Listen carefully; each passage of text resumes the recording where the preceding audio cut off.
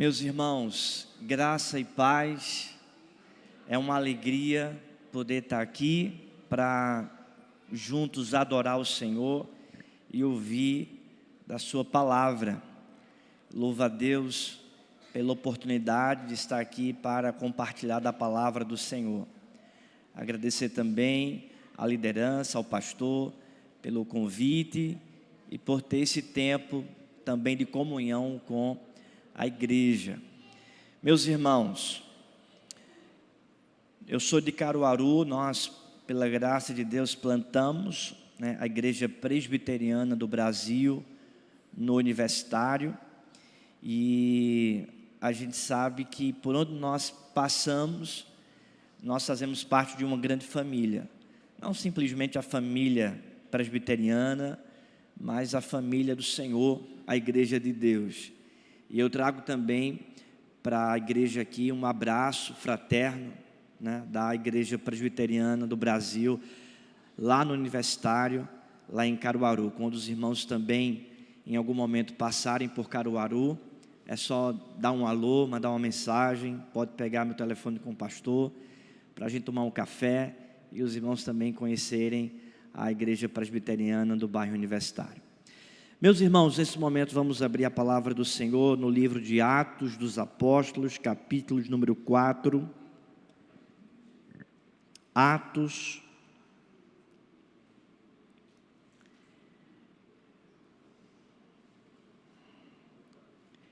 capítulo 4.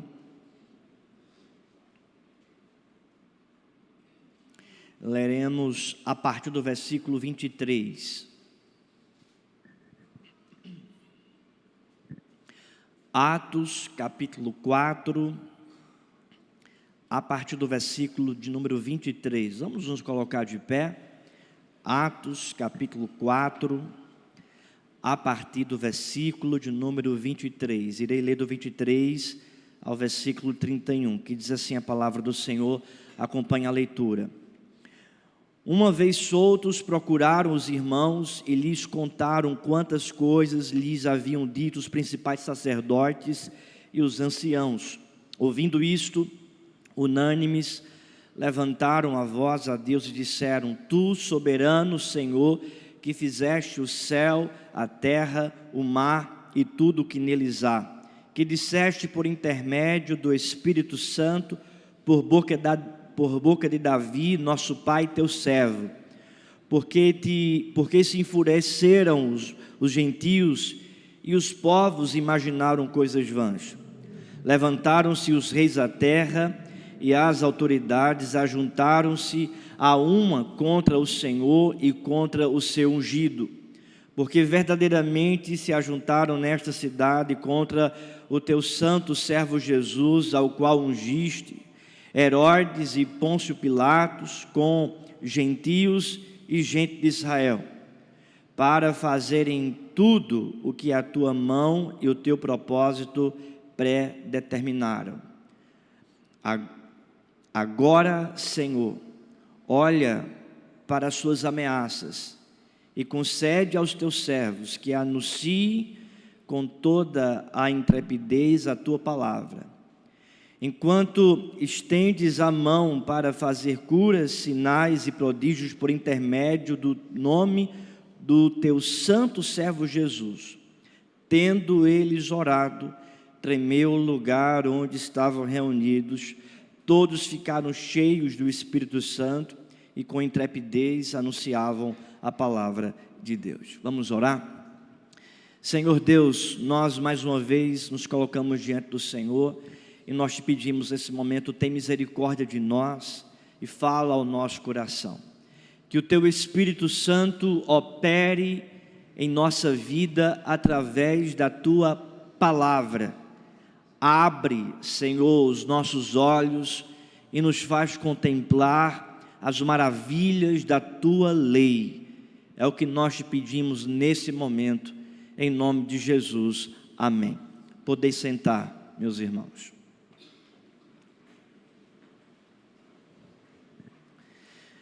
Nós vivemos em um tempo que, infelizmente, muitas igrejas têm sido pautadas por aquilo que o mundo procura, por aquilo que o mundo quer.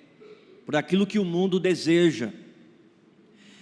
Vivemos em um tempo onde cursos, livros e seminários são dados para igrejas serem plantadas, organizadas, fomentadas em um mundo que deseja, em um mundo que almeja, em um mundo que olha para a igreja como comércio. Infelizmente, livros, cursos e seminários são dados para que pessoas sejam conduzidas a algum ambiente, a algum lugar, para organizar uma igreja, fundar uma igreja que seja pautada pelos interesses mundanos. E aí se fazem pesquisas de campo para endossar a igreja, para saber o que o pastor deve pregar, para saber como deve ser o formato de uma igreja, para saber o que uma igreja deve fazer, como uma igreja deve andar, viver.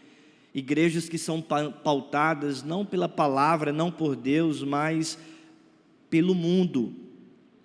E quando nós olhamos para nossa sociedade de um modo geral, infelizmente nós reconhecemos isso. Igrejas que surgem da noite para o dia, do dia para a noite, com o objetivo de satisfazer os interesses mundanos, os interesses das pessoas. Mas a grande pergunta é: o que é a igreja? Para quem é a igreja? Qual a missão da igreja? E a igreja, ela é criada por Deus, para a glória de Deus, e manifestar essa glória no mundo.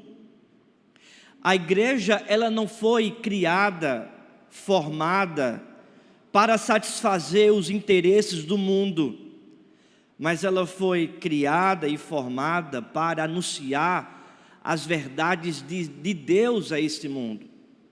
E quando nós olhamos para a palavra de Deus aqui registrada em Atos, nós percebemos os primórdios da igreja primitiva, e como essa igreja foi levantada para impactar o mundo, não para satisfazer os interesses do mundo, mas satisfazer os interesses de Deus, a vontade de Deus, sendo uma igreja que impacta o mundo, manifestando a mensagem de Deus para o mundo.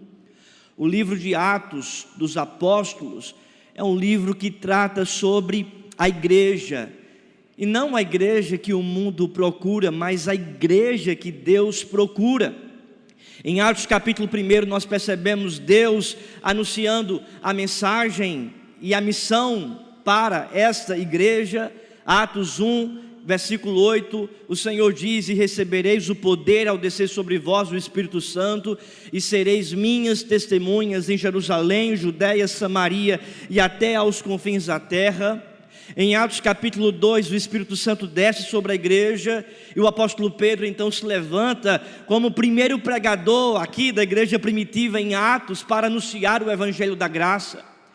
Em Atos capítulo 2, versículo 22, Pedro então chama a atenção dos varões israelitas e diz: olha, atendei a essas palavras, Jesus o Nazareno, varão aprovado por Deus diante de vós, com milagres, prodígios e sinais, os quais o próprio Deus realizou por intermédio dele entre vós, como vós mesmos sabeis.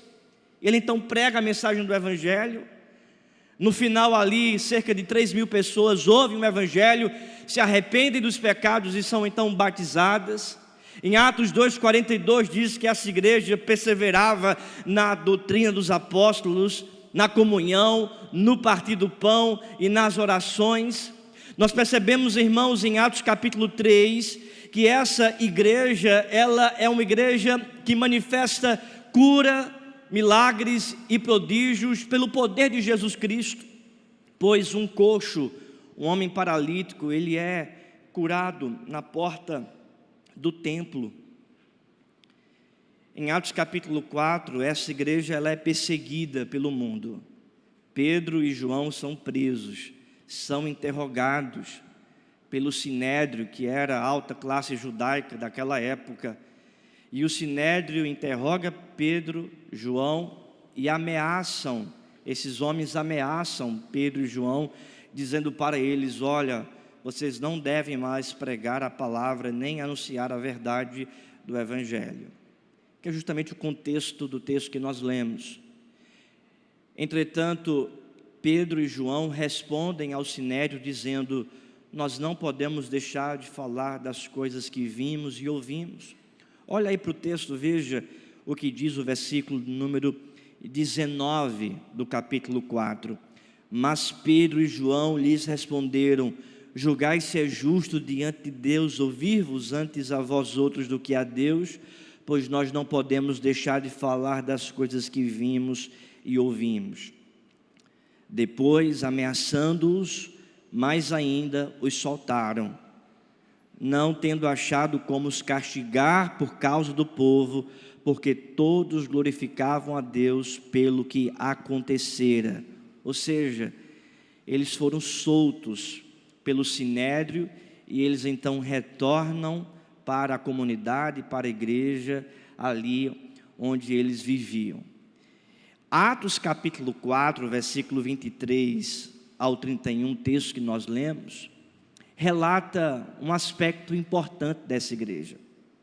Essa igreja que ora, essa igreja que fala com Deus, essa igreja que tem a sua fonte de existência, a intimidade com Deus, essa igreja que levanta a voz.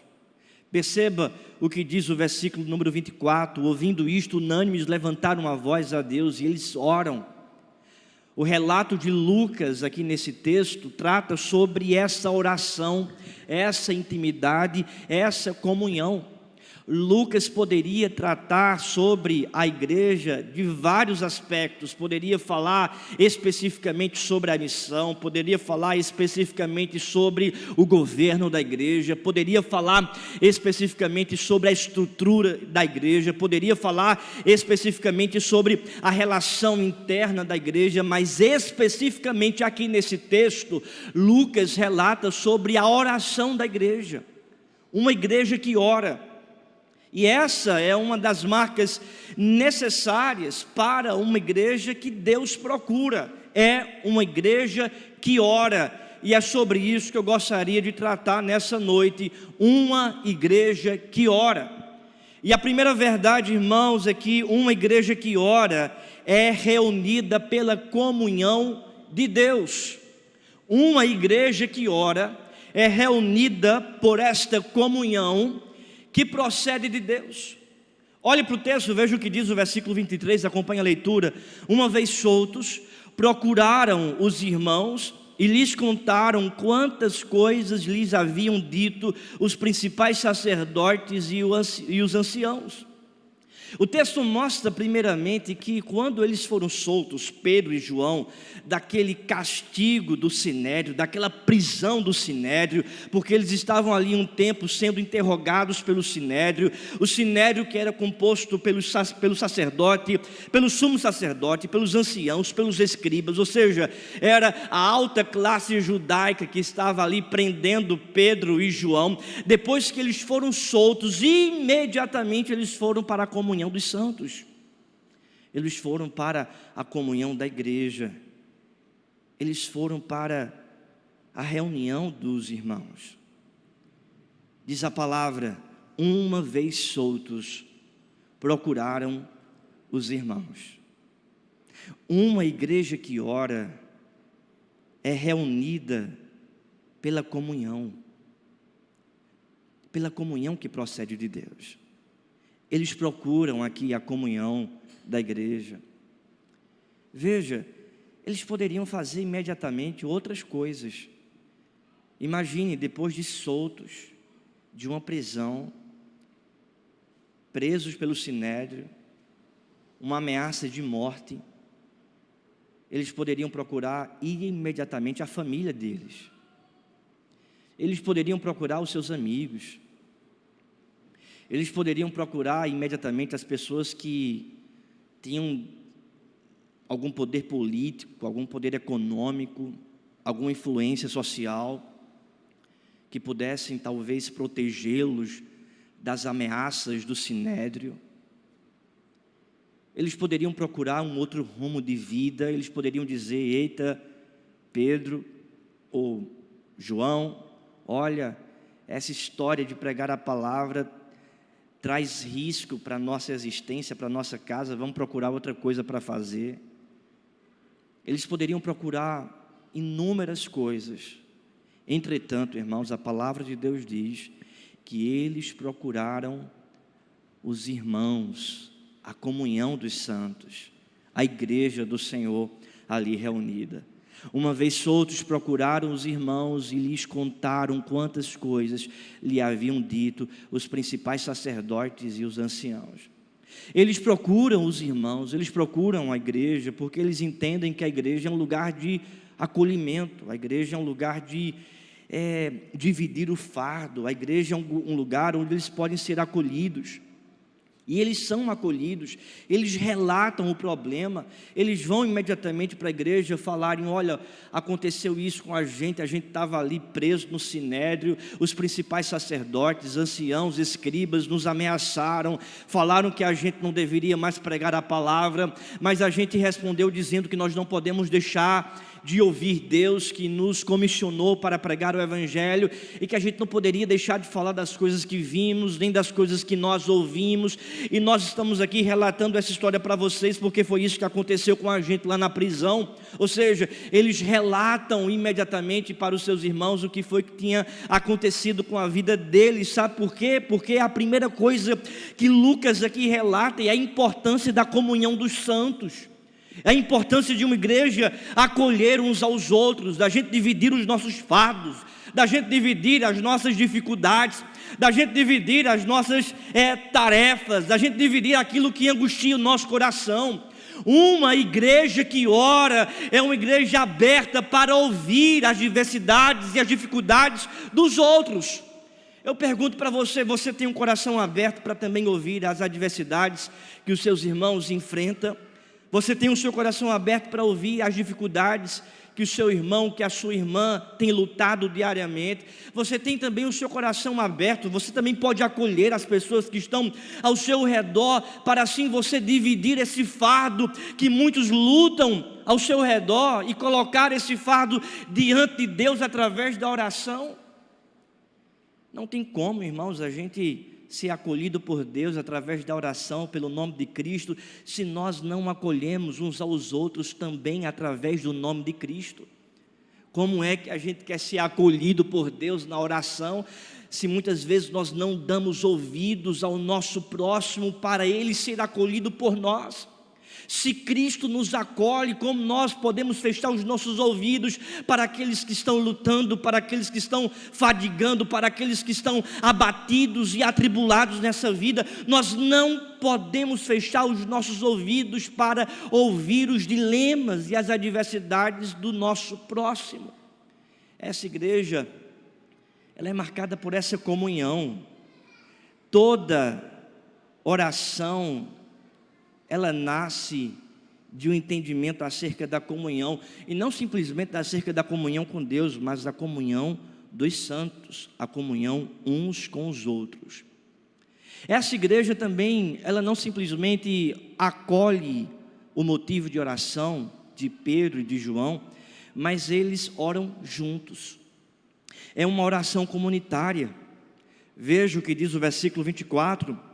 Ouvindo isto, unânimes, levantaram a voz a Deus. Eles estão ali em unanimidade, orando ao Senhor. É uma oração comunitária, é uma oração que é compartilhada. Eles levantam a voz. Essa expressão aqui utilizada por Lucas nos faz entender que eles não estão orando silenciosamente. Não que a oração silenciosa não tenha a sua importância, mas aqui Lucas, ele relata, e ele é de fato cirúrgico para identificar como essa era oração, que tipo de oração era esta. E aqui é uma oração audível. Eles estão orando em grande voz, unânimes, todos levantando as vozes em oração. Essa oração não acontece simplesmente aqui no versículo 24, mas em Lucas 2, versículo 42, diz que eles perseveravam na oração. E lá em Atos, ou melhor, Atos 1, versículo 14, diz que eles perseveravam também unânimes em oração. Atos 1,14, o povo estava unido em oração. Atos 2,42, o povo estava unido em oração. Atos 4,24, o povo estava aqui unido em oração. Sabe, irmãos, qual é a igreja que Deus procura? É aquela igreja que de fato se reúne para orar, e se reúne para orar em voz alta, no sentido de que essa oração não é simplesmente uma oração de intimidade, mas é uma oração de confissão. Eles estão aqui declarando, confessando aquilo em que eles creem, ou seja, o Deus Todo-Poderoso. Eles estão falando, ó Deus soberano, Criador dos céus e da terra. Eles estão professando aquilo que eles creem. Perceba, essa é a primeira verdade de uma igreja que ora. É que uma igreja que ora é reunida pela comunhão que procede de Deus. Eles estão ali unânimes, orando. A oração comunitária nasce da comunhão produzida pelo próprio Deus. Segunda verdade, irmãos, uma igreja que ora é rendida à soberania de Deus. Uma igreja que ora é rendida à soberania de Deus. Veja o conteúdo dessa oração no versículo 24. Ouvindo isto, unânimes levantaram a voz a Deus e disseram: Tu, soberano Senhor, que fizeste o céu, a terra, o mar e tudo o que neles há. A oração aqui começa com esse diálogo com Deus, que informa não somente para Deus e para aqueles que estavam ouvindo a oração, a grandeza da pessoa do Senhor. Essa oração que não começa com o homem, mas começa com Deus. Essa oração que tem como objetivo central não o homem, mas revelar a grandeza de Deus. Essa oração que expressa uma rendição completa, total, absoluta a Deus, o alvo da oração. E a oração então expressa essa soberania do Senhor. Tu, soberano Senhor, que fizeste o céu, a terra, o mar e tudo que neles há. Ou seja, essa oração é um reconhecimento de quem Deus é. E o primeiro atributo aqui apresentado por Lucas na oração da igreja primitiva é que Deus é soberano. É que Ele é soberano. O que é que significa dizer que Ele é soberano? Significa dizer que não existe nada acima dEle, que não existe nenhum poder, nenhuma ideologia, nenhuma filosofia, nenhuma potência, nenhum senhor, nenhum rei, nenhuma nação, nada que esteja de pé de igualdade ou acima dEle. Ele é soberano, isto é, sobre todas as coisas, sobre toda a realidade, sobre toda instituição humana. Essa declaração da soberania de Deus na oração do povo é uma manifestação até mesmo da teologia de Pedro e João, porque no versículo número 19 e 20, quando eles são ameaçados pelo sinédrio para não pregarem mais o evangelho, Pedro se levanta e diz: olha, o que é justo diante de vocês? Ouvir vocês ou ouvir Deus? Pois nós não podemos deixar de ouvir Deus para ouvir vocês. Em outras palavras, Pedro afirmou para o Sinédrio que existe uma autoridade maior que a autoridade do Sinédrio, que tinha comissionado eles a pregarem o Evangelho, por isso eles não deveriam parar de pregar a palavra. Agora, na oração, aqui no versículo 24, eles oram reconhecendo isso, que existe uma autoridade maior que a autoridade judaica, maior que a autoridade de Jerusalém, maior que a autoridade do Sinédrio, maior que a autoridade de Roma, maior que a autoridade do mundo, que tem todo o poder sobre todas as coisas, que tinha comissionado a igreja para pregar o Evangelho, e essa autoridade que reside em Deus é a fonte de todo o relacionamento que Deus tem com a própria igreja. Veja, tu és soberano. Mais que isso, nessa oração ele apresenta também o Deus que é criador, pois o texto diz que fizeste o céu, a terra e o mar e tudo que neles há. Ele não é apenas soberano sobre todas as coisas, sobre todas as pessoas, mas ele é o criador de todas as coisas. A teologia da criação aqui, irmãos, está inserida na oração de um povo adulto que ora. Às vezes a gente pensa que a teologia da criação ou a história da criação é somente deve ser contada para os pequeninos, no departamento infantil. Olha, Deus criou o céu, a terra, o sol, a lua, o mar. Mas aqui a gente vê uma igreja adulta, uma igreja madura que está orando, e a primeira coisa que eles oram é relembrar da teologia da criação. Eles lembram de quem é Deus, eles lembram que toda a criação foi criada por Ele, e por essa razão não há impossibilidade alguma para com Deus, porque perceba, se Ele é Deus, se Ele é soberano, se Ele é o Criador de todas as coisas que existem, o que é impossível para Deus? É por esta razão aqui, irmãos, que nós podemos tirar duas implicações para a nossa vida, porque veja, se Deus é soberano, Criador dos céus e da terra, tudo está debaixo do seu controle, então nós podemos, em primeiro lugar, descansar no colo da soberania de Deus, porque se Ele tem o controle de todas as coisas, nós podemos então descansar no seu controle, sabendo que o Deus que é soberano, Ele tem cuidado de nós, Ele tem sustentado a nossa vida, Ele tem cuidado do seu povo, cuidado da igreja, porque Ele é soberano.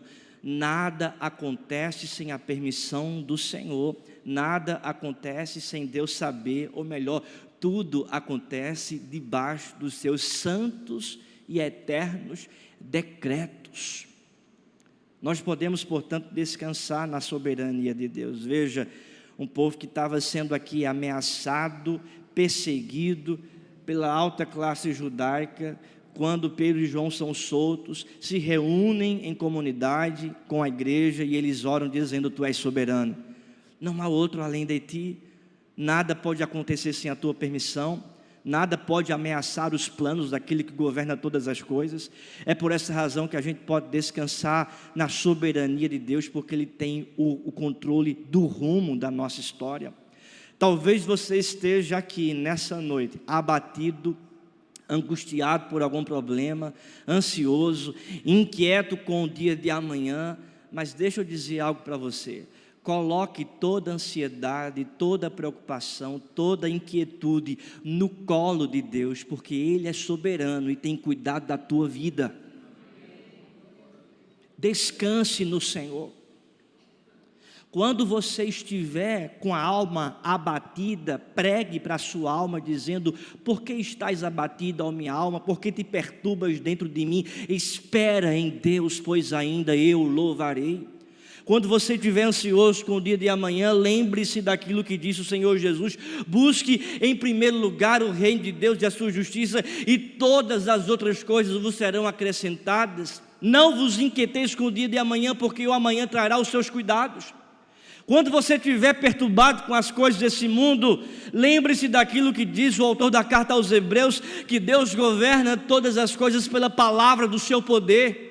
Quando você estiver abatido, pensando que está numa tempestade que não pode ser acalmada, lembre do poder do Senhor Jesus, que acalmou uma tempestade, dizendo para o vento e para o mar: aquietai-vos, e imediatamente a criação se submete àquele que tem toda a autoridade. Sabe por quê? Porque Ele é soberano. Descanse na soberania de Deus. Reconheça que Ele tem o controle de toda a história, e perceba que toda ansiedade, inquietação e medo são neutralizados diante do Deus que você crê que é soberano e tem cuidado da sua vida. A segunda implicação é que diante da soberania de Deus nós podemos ficar na expectativa de que a qualquer momento a intervenção poderosa de Deus chegará.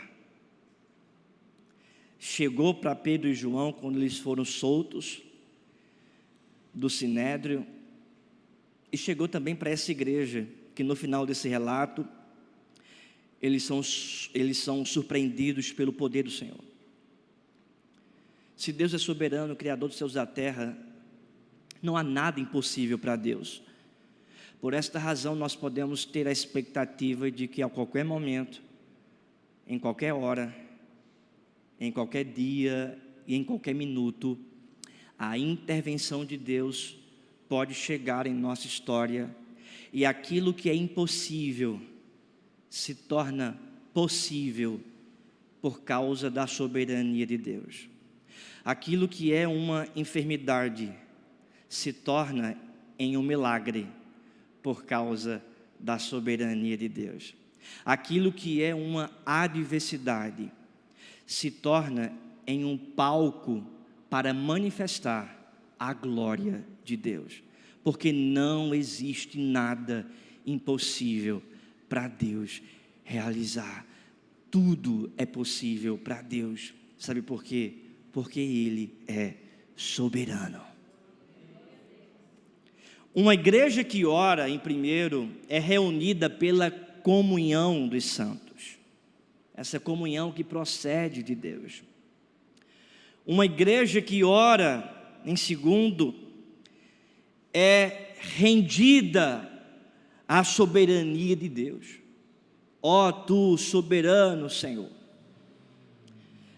Terceiro, uma igreja que ora é sustentada pela providência de Deus. Olhe para o texto, veja o que diz o versículo 25. A oração continua. Olhe para o relato de Lucas. Que disseste por intermédio do Espírito Santo, por boca de Davi, nosso pai, teu servo. Por que se enfureceram os gentios e os povos e imaginaram coisas vãs?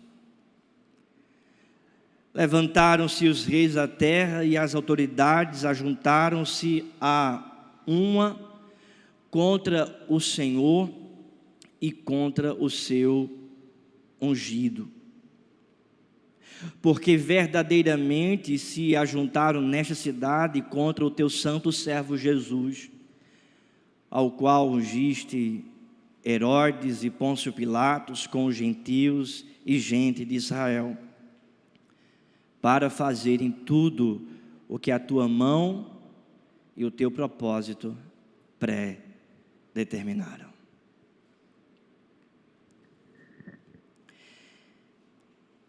Em seguida, a igreja cita aqui, irmãos, após tratar da soberania, cita o Salmo 2.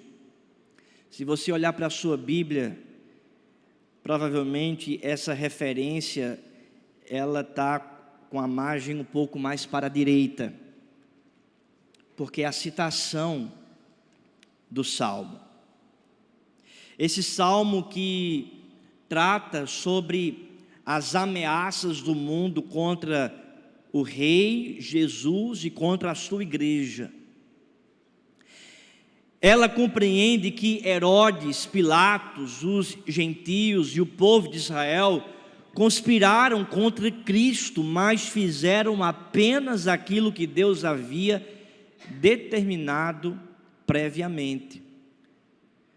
O relato é: o mundo se levanta contra Cristo, o Messias, o ungido de Deus. Os gentios se levantam contra Cristo, o Messias, o ungido de Deus. E o texto então diz que aquele povo se levantava contra o povo de Deus e contra o seu Senhor Jesus Cristo. Mas o versículo 22 diz que tudo isso já havia sido pré-determinado pelo Senhor, para fazerem tudo o que a tua mão e o teu propósito pré-determinaram. Ou seja, nada fugiu do controle do Senhor. A perseguição chegou, Cristo foi crucificado, foi sepultado, ao terceiro dia ressuscitou, e essa mesma perseguição agora vai contra a igreja. Eles estão perseguindo o povo de Deus. E talvez o povo pudesse ficar aqui angustiado: meu Deus, por que tanta perseguição? Por que tanta adversidade nesse mundo? Por que tanto problema? Mas então, na oração daquela igreja que entende de teologia, eles oram reconhecendo que tudo está debaixo da providência de Deus, até mesmo a perseguição. E eles oram reconhecendo a providência de Deus sobre a história, e que essa perseguição está também debaixo dessa providência divina. O que significa providência? Providência, em sua definição teológica, pode ser desta forma: é a ação divina na história da humanidade. Esse Deus que é soberano e criador, Ele não apenas assiste à sua criação, mas Ele intervém nessa criação, Ele interfere nessa criação. Isto é, os atos do Deus soberano, atemporal e eterno na história, no tempo e nesse mundo. É a mão de Deus, a interferência de Deus na criação. Essa interferência que não apenas se manifesta nas coisas boas que podem nos ocorrer, mas também essa interferência nas coisas do ponto de vista humano, nas coisas ruins. Não venha dizer que, por exemplo, a perseguição é uma coisa boa do ponto de vista humano. Se eu perguntar para você, você quer ser perseguido? Certamente a sua resposta vai ser: não, pastor, não quero ser perseguido. Mas a perseguição, ela está também debaixo dessa providência divina. Tudo aconteceu segundo a providência do Senhor. E essa, irmãos, é a certeza de que a igreja, ela é sustentada mesmo passando por meio das dificuldades. Talvez você diga: mas por que a perseguição? Lucas aqui não responde o porquê da perseguição, mas Paulo vai afirmar que todas as coisas cooperam para o bem daqueles que são chamados por Deus. Tudo coopera para o nosso bem, até mesmo as perseguições da vida, as adversidades da vida, as prisões da vida. Certo comentarista, comentando esse texto, ele afirma: será que essa igreja iria orar com tanto fervor, em alta voz, em unanimidade, se eles não tivessem passado por essa perseguição e os seus 2 pastores, Pedro e João, não tivessem sido presos e depois soltos, será que eles teriam orado com tanto fervor assim? Se tivesse tudo bem, em uma calmaria, em um mar de rosas, em uma colônia de férias ali na cidade de Jerusalém, será que essa oração pudesse ter o mesmo teor, o mesmo fervor? E aí então esse comentarista vai informar que o fato da perseguição existir e de Pedro e João, pastores da igreja em Jerusalém, tendo sido eles presos e perseguidos e agora soltos, todo esse vendaval foi um combustível para que aquela oração pudesse ser de fato uma oração fervorosa, um clamor audível, um povo que se reúne diante de uma ameaça. E aqui está a resposta da igreja para as ameaças do mundo: é a oração. O mundo se levanta com perseguição, a igreja responde com oração. O mundo se levanta com trama, a igreja responde com oração. O mundo se levanta com politicagem, a igreja responde com oração. O mundo se levanta com armas forjadas, a igreja responde com a arma da oração. E aqui esse povo está orando com muito fervor diante de uma perseguição. E a perseguição, portanto, é esse combustível que faz a igreja orar mais. Talvez se você não estivesse passando por tantos problemas ou algumas adversidades, talvez você não estivesse aqui. Talvez o ponto seu de contato foi justamente uma adversidade, uma impossibilidade, uma perseguição que o fez você procurar Deus, procurar a igreja e orar com mais fervor. Lembre, por exemplo, da história de Ana, que era humilhada, pela sua rival. E aí o Valdeci Santos, comentando o texto, ele diz: olha, o que seria de Ana se Penina não tivesse perseguido tanto ela? Será que ela, Ana, ia orar com tanto clamor a Deus pedindo por Samuel?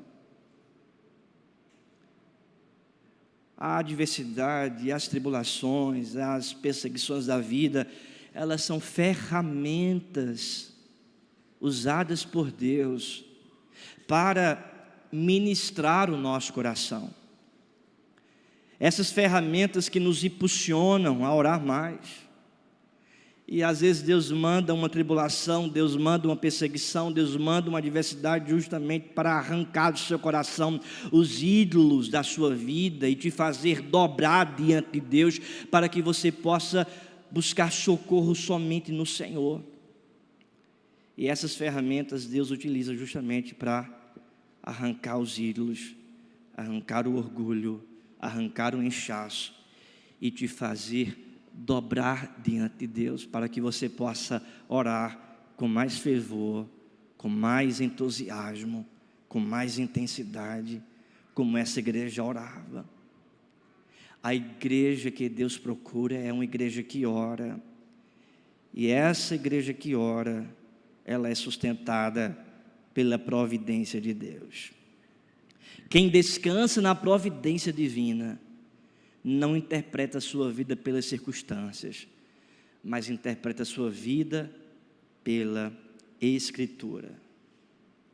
As circunstâncias adversas são ferramentas do Senhor para te guiar a um caminho mais santo e justo, um caminho de intimidade com o Senhor.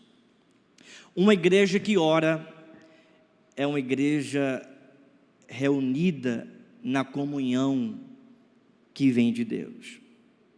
Uma igreja que ora é uma igreja rendida à soberania de Deus. Uma igreja que ora é uma igreja sustentada pela providência de Deus. Quarto, uma igreja que ora é impulsionada pela missão de Deus. Veja o que diz o versículo 29 do capítulo 4. Agora, Senhor, olha para as suas ameaças e concede aos teus servos que anunciem com toda a intrepidez a tua palavra, enquanto estendes a mão para fazer curas, sinais e prodígios por intermédio do nome do teu santo servo Jesus. Ou seja, a igreja não está aqui estagnada, ela não ora para que encontre paz no mundo, mas ela ora para que essa igreja pudesse falar de maneira ousada a mensagem do Evangelho. Perceba que eles não oram dizendo assim, que o sinédrio seja destruído, que esses que prenderam nossos pastores, Pedro e João, sejam eles destruídos no fogo eterno. Não é uma oração vingativa como algumas canções dos nossos dias, não é mesmo?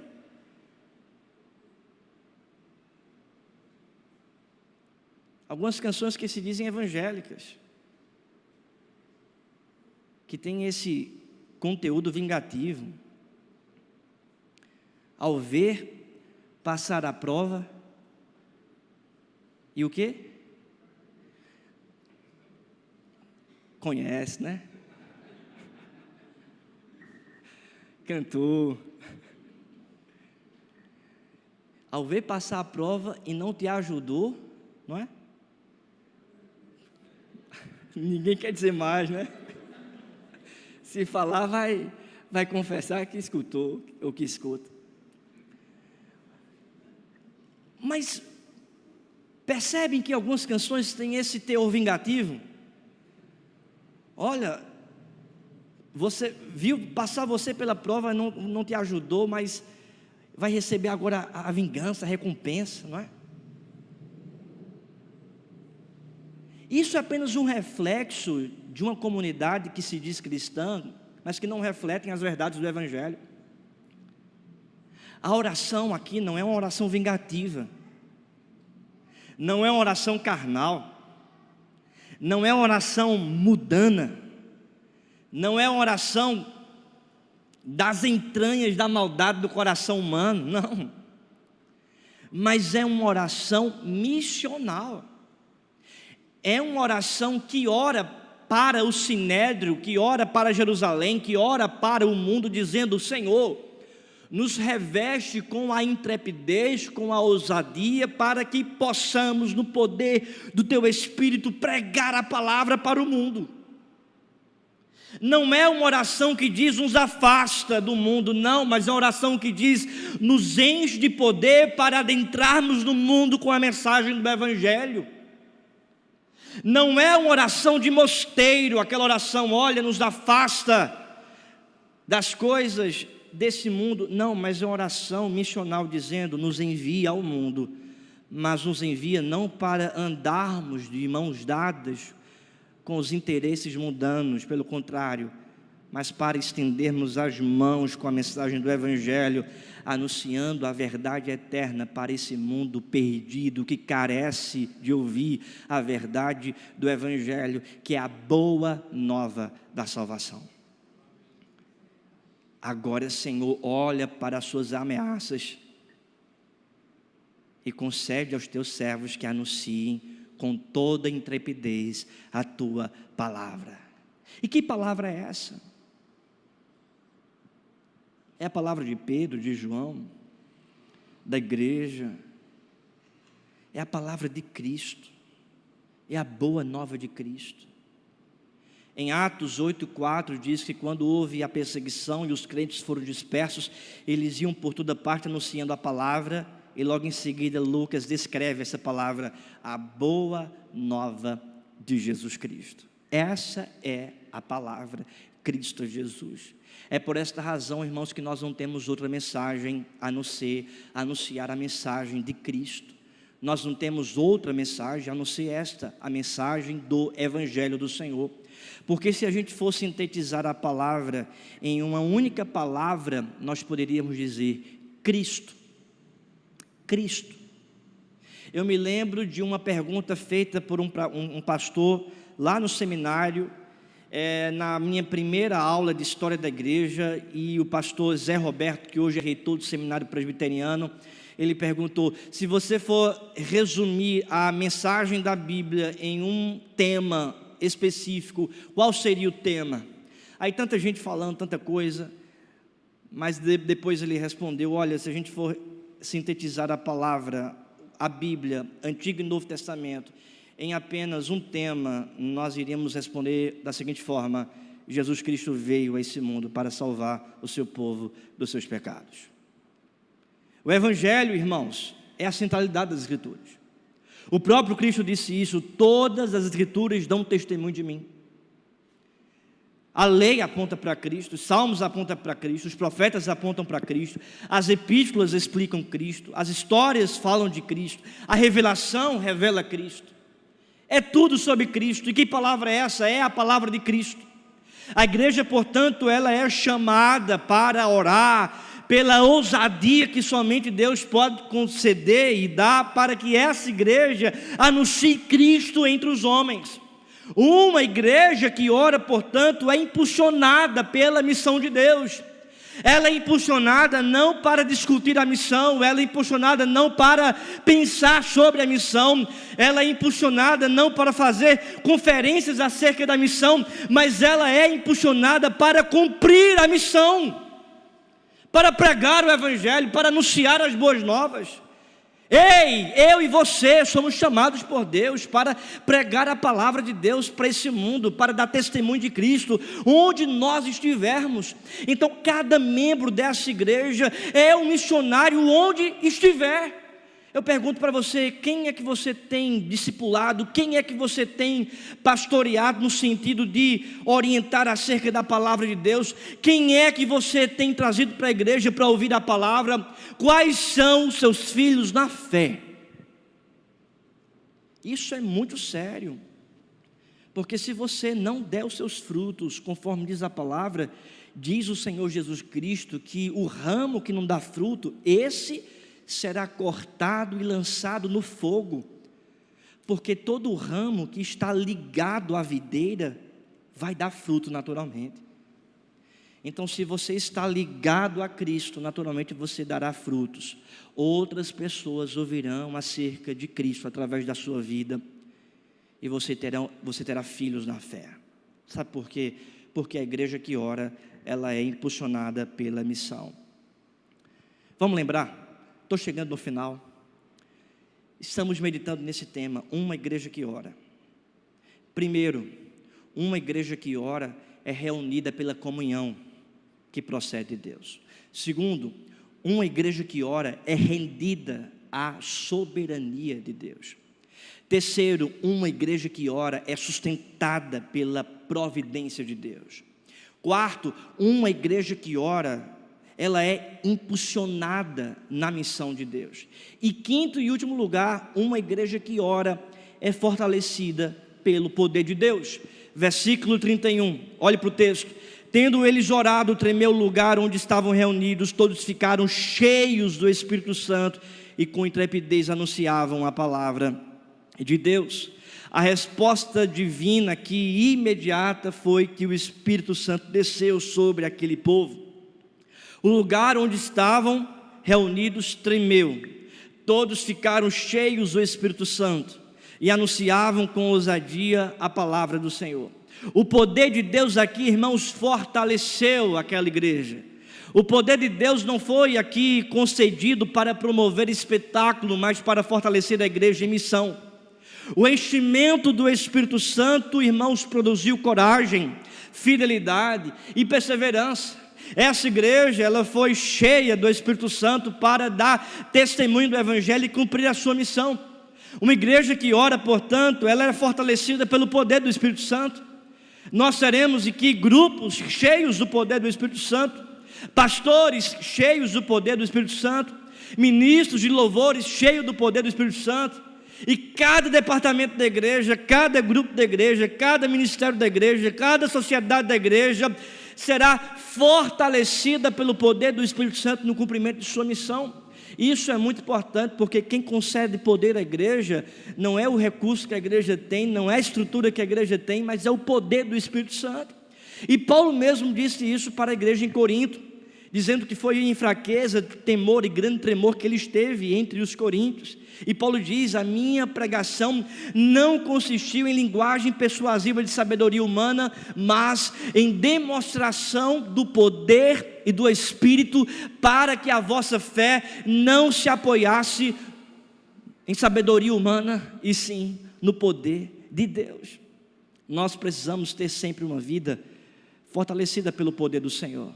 Charles Spurgeon, todas as vezes que ele subia no púlpito da Catedral Metropolitana de Londres, em cada degrau daquele púlpito ele dizia: eu creio no Espírito Santo, eu creio no Espírito Santo, eu creio no Espírito Santo. Sabe por quê? Porque só o Espírito Santo pode nos fortalecer, só o Espírito Santo pode de fato converter e mudar corações, só o Espírito Santo pode de fato tremer o deserto do coração de alguém, só de fato o poder do Espírito Santo é capaz de mudar vidas. É por isso, irmãos, que a igreja aqui que ora, ela é fortalecida pelo poder do Espírito Santo. Eu concluo essa mensagem dizendo exatamente isso para você. Uma igreja que ora é reunida pela comunhão, é rendida à soberania, é sustentada pela providência, é impulsionada pela missão e ela é fortalecida pelo poder de Deus. Essa igreja que ora é a igreja que Deus procura, não a igreja que o mundo procura, não a igreja pautada pelos valores da cultura secular, não uma igreja que reflete os valores mundanos, não.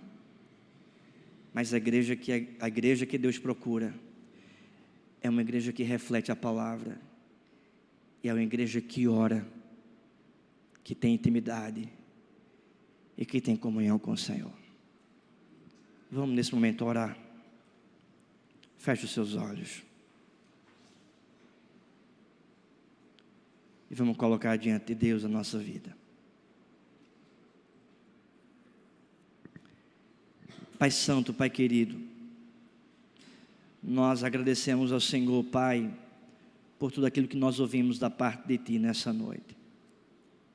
Te pedimos, ó Deus, que o Teu Santo Espírito nos conduza a sermos uma igreja que ora, uma igreja, Senhor Deus, que é reunida na comunhão, que é rendida à Tua soberania, que é sustentada por Tua providência, que é impulsionada para a missão e que é fortalecida pelo poder do Senhor. Pai Santo, enche, Pai, a Tua igreja com o Teu poder, com a Tua intimidade, com a comunhão, que a igreja aqui em Guarabira também possa levantar a sua voz em unanimidade e se erguer diante do Senhor como uma igreja que ora, que valoriza a comunhão dos santos, que entende que Tu és soberano, que é, Pai, sustentada pelas interferências do Senhor no dia a dia, que é comissionada para a missão e que recebe do Teu poder, Senhor. Nós Te pedimos isso em nome do Senhor Jesus. Amém. Amém, meu querido, que Deus abençoe você.